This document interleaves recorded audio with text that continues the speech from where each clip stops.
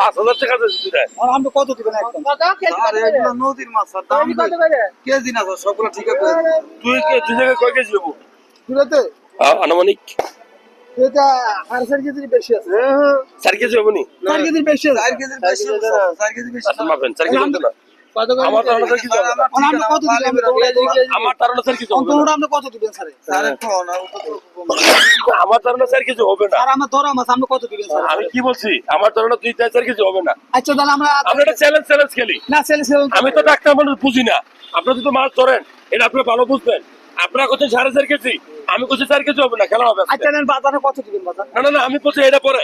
আপনি যে কইলেন 4 কেজি 4.5 কেজি হবে, 4 কেজি হবে নি। আচ্ছা বাজারে কত দিবেন তো? 4 কেজি মাপবো না। আপনি জিতলে আমি টিয়া দিয়ে দেবো 10,000। 10,000 টিয়া দেবো যদি 4 কেজি হয়। 3 কেজি মাছ। আমার কাছে যে দুইটা মাছ আপনি 5,000 টাকা চাইলেন, 5,000 টাকা চাইলেন, আপনাদের বিবেক আল্লাহ চাই নাই।